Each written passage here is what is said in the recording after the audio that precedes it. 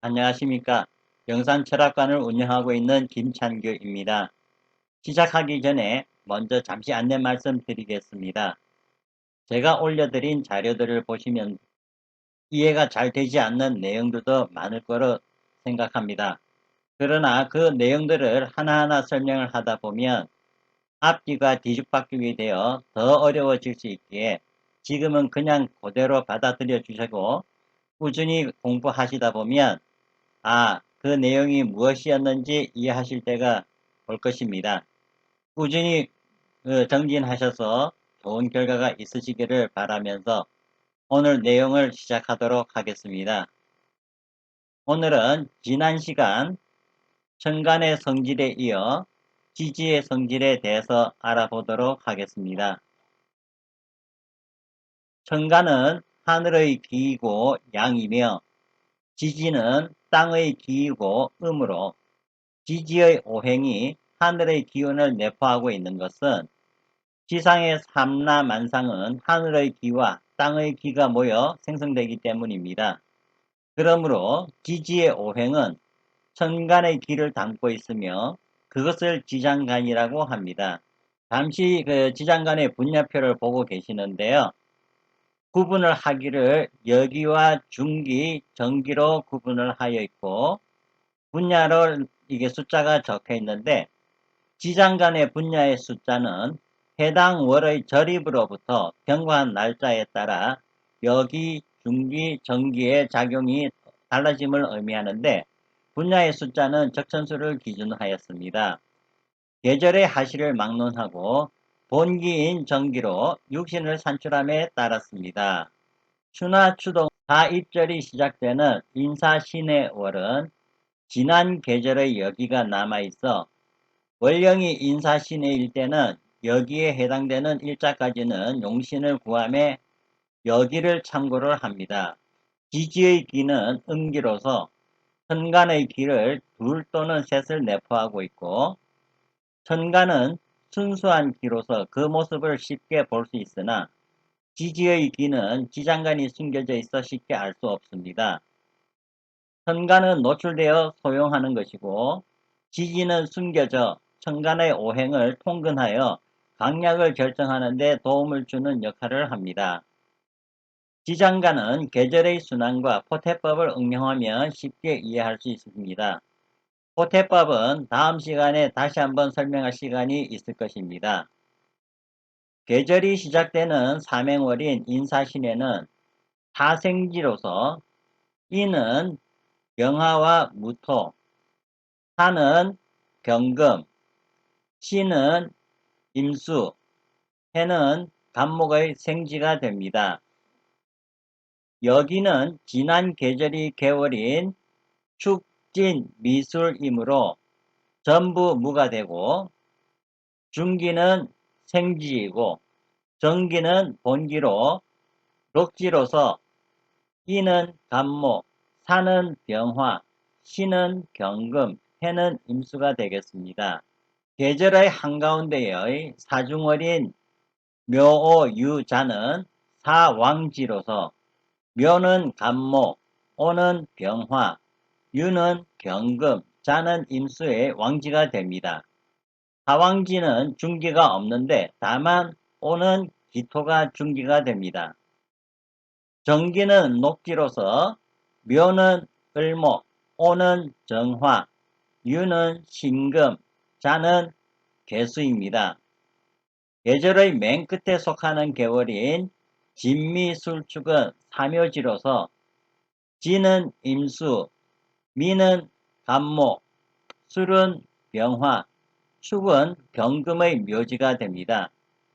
중기는 묘지에 해당하는 은간이고 정기는 본기로서 진술은 무토이고 축미는 기토입니다.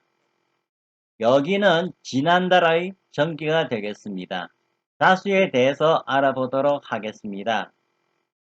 자수는 12지의 괴수이며 개간 왕양지수 무토지왕향이기도 한데 대설지기로 과량이나 일양이 시생지후로 강릉성황하게 된다 하였습니다.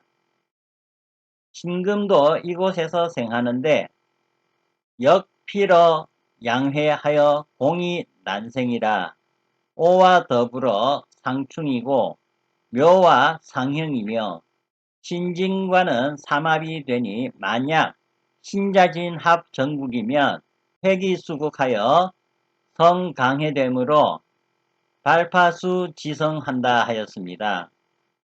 다수는 살아있는 물로서 생수, 팔수라 부르며 샘물을 의미하는 천수이기도 합니다. 11월을 의미하고 절기로는 동지, 하루로는 자정을 나타냅니다.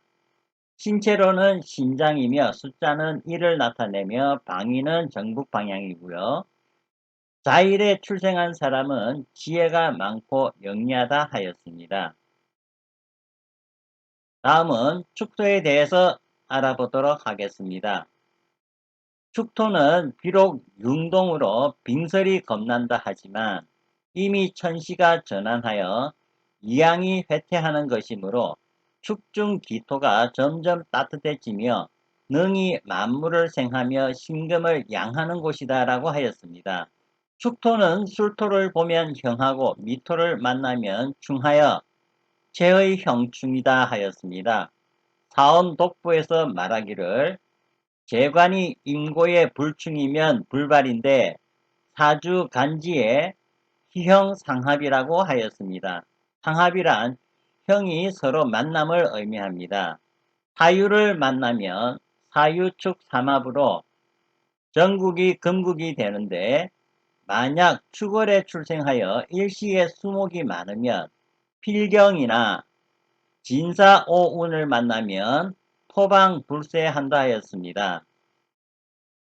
축소는 12월을 의미하며 절기로는 대한, 하루로는 새벽 1시 30분부터 3시 30분 직전까지이며 숫자로는 10을 나타내고 방위는 북동 방향입니다. 축일에 출생한 사람은 소처럼 우직하면서도 근면성실하게 살아가지만 일평생 액을 끼고 사는 경우가 많다 하였습니다. 다음은 인목의 성질에 대해서 알아보도록 하겠습니다. 인목은 봄이 이어지니 삼양의 귀를 취하는데 병화의 장생궁이기도 합니다. 사화를 만나면 형하고 신금을 만나면 충이 되지만 같이 왕하면 귀격이다 하였습니다. 간목과 동류로 오화를 만나면 화화하고 사주에 많은 화를 만나면 신명이 위기에 처한다 하였습니다. 계절로는 이른봄 즉 초춘이며 정월을 의미하고 절기로는 입춘, 숫자로는 3을 나타내며 방위는 동북 방향입니다. 하루로는 새벽 3시 30분부터 5시 30분 직전까지를 의미하고요. 인목일에 태어난 사람은 인정이 많아 정에 약한 사람일 뿐만 아니라 품고 있는 뜻이 크고 많은 사람들에게 좋은 일을 많이 한다 하였습니다. 다음은 묘목의 성질에 대해서 알아보도록 하겠습니다. 묘목은 봄의 기운이 한창일 때의 나무로 금수를 용할 수 있으나 지나침은 불가하고 만약 간두에 경신금이 많으면 신유금을 피해야 되는데 이는 벌목의 피해를 두려워하기 때문이고 지지의 해자를 만나고 다시 간두에 임계를 만나면 표류할까 두렵다 하였습니다. 유금을 만나면 충을 당하여 필이 낙엽하고 해미를 만나면 합, 목국으로 숲을 이루게 되지만 만약 일시에 금이 중하고 대운이 서쪽 방향이면 화를 피하기 힘들다 하였습니다. 묘목은 살아있는 나무로서 생목 또는 팔목이라 하기도 합니다.